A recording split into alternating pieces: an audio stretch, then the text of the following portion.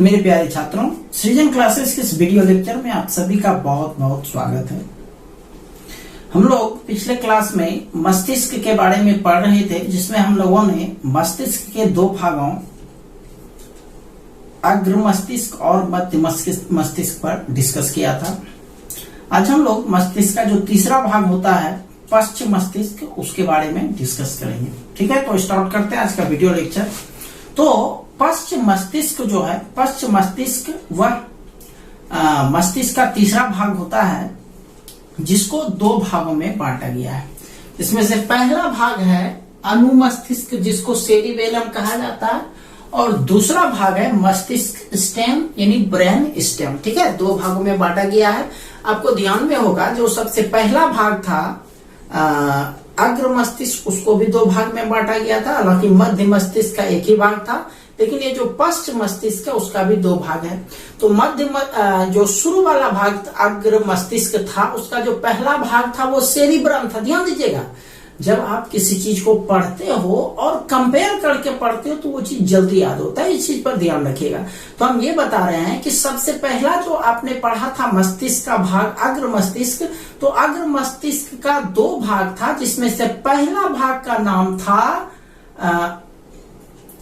प्रमस्तिष्क, जिसको सेरिब्रम कहते हैं। उसी तरह से यहाँ पर जो है पश्च मस्तिष्क है। पश्च मस्तिष्क का पहला भाग जो है वो अनुमस्तिष्क है, जिसको सेरिबेलम कहते हैं। ध्यान रखिए, वो सेरिब्रम था, ये सेरिबेलम है, अंतर है दोनों में, सेरिब्रम और ये सेरिबेलम। तो ये सेरिबेलम और दूसरा भाग मस्तिष्क स्टेम होता है। तो अनुमस्तिष्क या सेरिबेलम अनुमस्तिष्क मुद्रा, समन्वय, संतुलन, ऐच्छिक पेशियों की गतियों पर नियंत्रण करता है। ये मुद्रा का क्या मतलब हुआ? आजकल आप लोग एक चीज सुने होंगे, लोग सेल्फी लेता है तो लोग पोज देता है। सुने हो? पोज दो। पोज में क्या करते हो? चेहरा का अलग अलग जो है, आप लोग चेहरा को अलग अलग तरह से दिखाने का प्रयास करते हो, वो होता है मुद्रा। तो यदि हमारे शरीर में हमारे मस्तिष्क का जो ये हिस्सा है सेरिबेलम, यदि सेरिबेलम नहीं हो तो ये जो पोज वाला काम है वो नहीं होगा। तो ये मुद्रा बनाने का कार्य करता है। समन्वय, संतुलन जैसे हमको कहीं पर नदी पार करना है, दौड़ करके हम देखेंगे कि कितना दूर तक हम उछलेंगे ताकि उसको पार कर जाए। पार करने के बाद गिर सकते हो, तो वहां पर शरीर को आप संतुलन बनाने का कार्य करते हो। तो ये भले ये जो संतुलन का काम करता है, ये भले पैर या हाथ करता है, लेकिन वहां पर दिमाग हमेशा काम करता है कि चलो ऐसे इतना दूर पर रहेंगे तो नहीं गिरेंगे। तो ये जो है संतुलन का कार्य भी अनुमस्तिष्क करता है।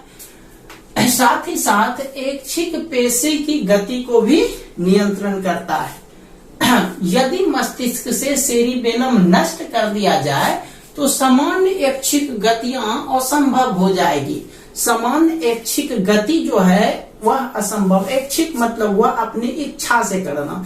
जैसे हाथ को हम अपनी इच्छा से दबा सकते हैं, छोड़ सकते हैं, ऐच्छिक गति है। अब देखो, जैसे ये पेन है, पेन को हम जानते हैं इतना जोर से पकड़ेंगे तो यह जो है हमारे कब्जे में रहेगा। अब इसको यदि हम ढीला छोड़ दिए तो क्या हो जाएगा? गिर जाएगा। तो ये जो है ये ऐच्छिक गति है, अपने इच्छा से इसको करते हैं। उसी तरह से बातचीत में हमको जोर से बोलना है तो इस तरह से हम लोग अपने आप को एडजस्ट करते हैं। धीरे से बोलना है तो धीरे धीरे बोलते हैं। तो बोलने के क्रम में जो हमारा ओठ है वो ऊपर नीचे हिलते रहता है, यानी उसमें भी एक गति होते रहता है। तो वह जो गति होता है उसमें प्रॉब्लम हो जाएगा यदि हमारे शरीर से सेरिबेलम समाप्त हो जाए, सेरिबेलम या फिर अनुमस्तिष्क समाप्त हो जाए। तो इसमें क्या क्या परेशानी हो सकती है? बातचीत में समस्या, चलने फिरने में समस्या, किसी चीज को हाथ में पकड़ने में समस्या। तो ये सारे चीज जो है प्रॉब्लम हो सकते हैं यदि हमारे शरीर से सेरिबेलम नष्ट हो जाए। तो समझ गए। और सेरिब्रम तो अलग चीज था। सेरिब्रम जो है बुद्धि और चतुराई का केंद्र था। खुशी हुआ या उदासी का पल, वो सेरिब्रम का बात करें, वो सारी चीज का जो नियंत्रण होता था वो सेरिब्रम में होता था। लेकिन यह जो है ऐच्छिक क्रियाओं को नियंत्रित करता है, क्या?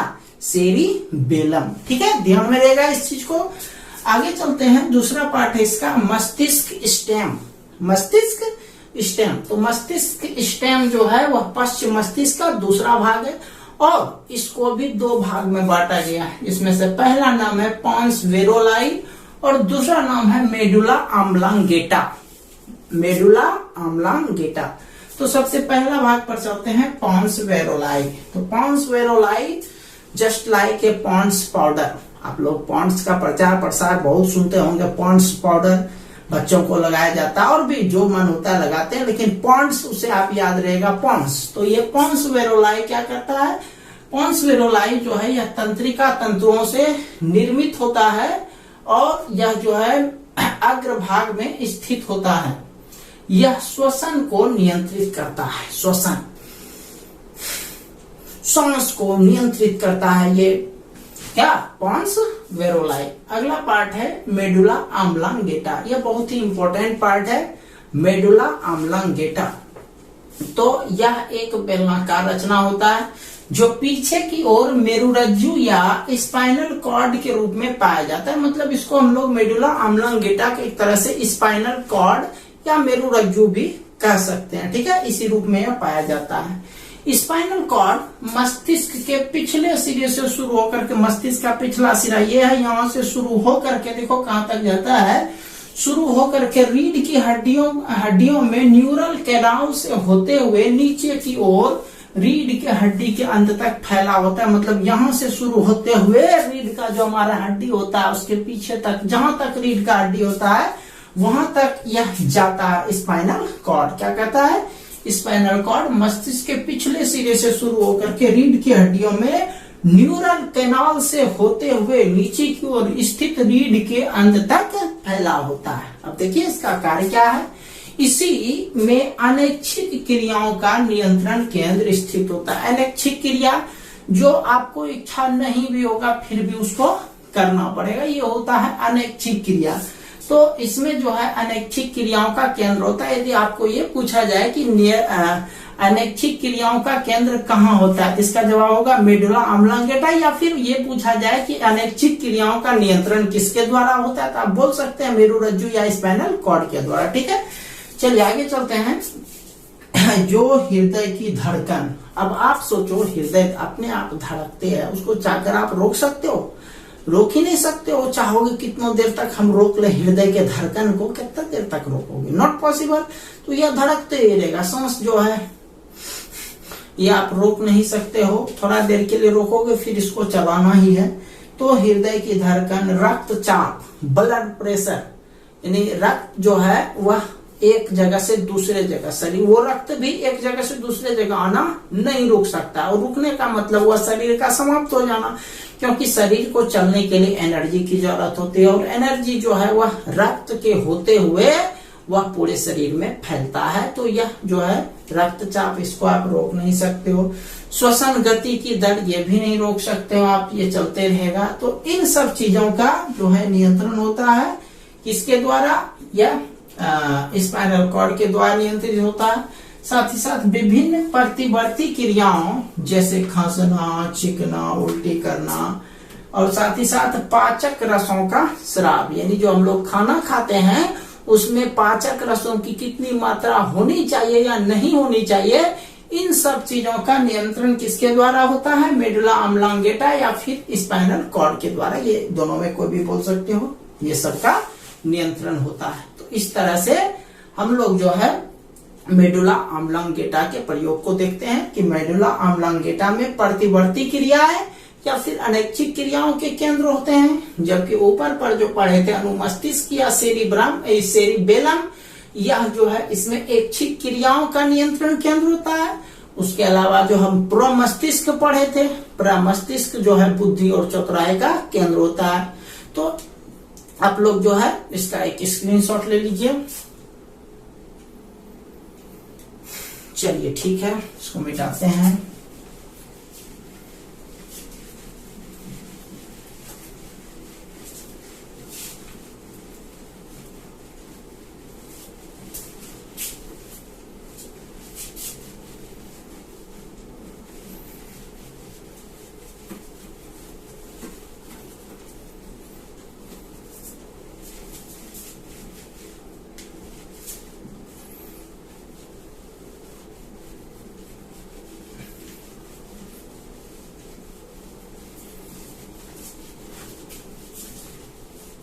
चलते हम लोग मस्तिष्क के कार्य पर। तो मस्तिष्क के कौन कौन से कार्य होते हैं उस पर चलते हैं। तो मस्तिष्क का सबसे पहला कार्य है, यह सभी संवेदी अंगों से आवेगों को ग्रहण करता है एवं ग्रहण किए गए आवेगों का विश्लेषण करता है। इसका मतलब क्या हुआ कि हमारे शरीर के जितने भी अंग संवेदना व्यक्त करते हैं, चाहे पैर में चोट लग जाए तुरंत संवेदना व्यक्त होता है, चाहे कुछ भी हमको कुछ उठाना है तो तुरंत हाथ को किस तरह से करना है वो संवेदना। तो ये सारा संवेदना को क्या करता है, सारे मतलब जो भी संवेदी अंग होते हैं उससे जो आवेग उत्पन्न होते हैं, मतलब यदि आवेग का मतलब क्या हुआ कि जैसे चोट लगा तो वहां पर एक वेग उत्पन्न हुआ और तुरंत जो है वह दिमाग पर कथी हुआ, असर हुआ, तब हमको यह चीज का अनुभव होगा कि यहाँ पर चोट लगा है। तो क्या करता क्या है कि यह जो है सभी संवेदी अंगों से आवेग को ग्रहण करता है और ग्रहण किए गए आवेगों का विश्लेषण करता है, उस पर चिंतन मनन करता है, उसके बारे में सोचता है। आपको लगता है वह चोट लगता है तो तुरंत एहसास हो जाता है, दिमाग में विश्लेषण क्या करता है। तो यह काम क्विक होता है, बहुत ही तेज गति से यह काम करता है। तो पहला काम हुआ कि आवेग को ग्रहण करके सारे आवेग को विश्लेषण करना। दूसरा काम, यह ग्रहण किए गए आवेगों को प्रेरक तंत्रिकाओं के माध्यम से पेशियों तथा ग्रंथियों में भेजता है, जिसके फलस्वरूप अनिक्रिया होती है। मतलब जो भी आवेग ग्रहण करेगा और विश्लेषण करने के बाद वो क्या करता है, जिस चीज का जहां पर इलाज है या जिस चीज को जहां पर जरूरत पड़ता है वहां पर यह भेजता है। तो दूसरा कार्य क्या हुआ, यह ग्रहण किए गए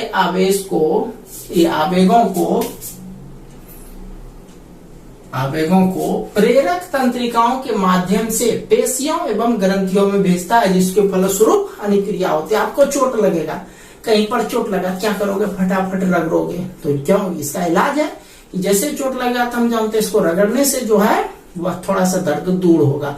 तो इसका मतलब क्या हुआ कि जैसे ही ये चोट लगा, दिमाग पर असर पड़ा, दिमाग तुरंत बोला कि जाकर के दूसरे हाथ से जो है इसको रगड़ना है या फिर और कुछ करना है। तो क्या हुआ कि जहां पर जरूरत होता है तुरंत जो है मस्तिष्क उस हिस्से को, चाहे वह पेशी हो चाहे वह ग्रंथि हो, वहां पर उसको भेजता है। ठीक है, तीसरा पॉइंट आते हैं, संवेदी अंगों से जो उद्दीपन प्राप्त होते हैं उनके और शारीरिक क्रियाओं के बीच समन्वय स्थापित करना। मतलब क्या हुआ कि उद्दीपन के फलस्वरूप जो भी कार्य शैली होगा उसमें वह क्या करने का प्रयास करेगा, वह उसमें समन्वय स्थापित करने का प्रयास करेगा कि मतलब उस चीज को किस हद तक करना है। जैसे मान लिया जाए हमको किसी को मारना है तो धीरे मारना है या जोर से मारना है तो धीरे मारना है, तो इस तरह से हल्का साथ ही करेंगे। तो ये जो समन्वय स्थापित करने वाला कार्य हुआ यह भी मस्तिष्क का कार्य हुआ। चौथा नंबर है, यह सभी प्रकार की ज्ञान एवं चेतना संबंधी सूचनाओं को संग्रह करता है। मतलब आप जीके याद करते हो, दिमाग में रहता है, तब तो आप जवाब देते हो। तो वो जो भी सूचना होता है वह सारे चीज सूचनाओं को क्या करता है, संग्रह करने का कार्य करता है। तो ये हो गया आपका मस्तिष्क का कार्य। ठीक है, चलिए नेक्स्ट पॉइंट पर आते हैं, प्रतिवर्ती क्रिया। प्रतिवर्ती क्रिया क्या कहता है, किसी दृश्य, अदृश्य, बाह्य अथवा भीतरी उद्दीपन के प्रभाव में होने वाले वे अनैच्छिक क्रियाएं, यानी यह जो है अनैच्छिक क्रियाएं है, इस पर आपका इच्छा निर्भर नहीं करता है। अनैच्छिक क्रियाएं जिसका संचालन एवं समन्वय प्रायः स्पाइनल कॉर्ड यानी मेरुरज्जु की तंत्रिकाओं के द्वारा होता है, उसे प्रतिवर्ती क्रियाएं कहते हैं। यानी वे अनैच्छिक क्रियाएं जिसका नियंत्रण जो होता है वह मेरुरज्जु के पास होता है, यानी स्पाइनल कॉर्ड में होता है, उसी क्रिया को हम लोग परिवर्ती क्रिया कहते हैं। जैसे छींक आना, ये प्रतिवर्ती क्रिया है। पैर में कांटा चुभने पर झटके के साथ पैर को पीछे हटा देना। छींक आना, यह जो है आप नहीं चाहोगे फिर भी यह छींक आएगा ही आएगा।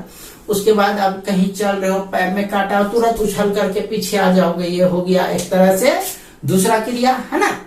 मतलब पैर में जैसे कांटा चुभेगा तुरंत अपना पैर पीछे हटाओगे, या गर्म तवा पर हाथ यदि पड़ गया तो तुरंत हाथ को पीछे हटाओगे, है ना। तो यह क्रिया कौन सी क्रिया हो गया, प्रतिवर्ती क्रिया हो गया। अच्छा तेज आवाज जैसे शुरू होगी एक बहुत तेज आवाज, तुरंत आप चौंक जाओगे। ये सारी क्रियाएं जो है अनैच्छिक क्रियाएं हैं, और यही अनैच्छिक क्रियाएं प्रतिवर्ती क्रियाएं होती है। मतलब अनैच्छिक क्रियाओं में से वे क्रियाएं जिनका संतुलन स्पाइनल कॉर्ड के द्वारा या मेरुरज्जु के द्वारा होता है, उस क्रिया को हम लोग प्रतिवर्ती क्रिया कहते हैं। नेक्स्ट पॉइंट है प्रतिवर्ती चाप, रिफ्लेक्स आर्क। तो न्यूरॉनों में आवेग का संचरण एक निश्चित पथ में होता है। न्यूरॉन जो है वो तंत्रिका कोशिका को कहते हैं।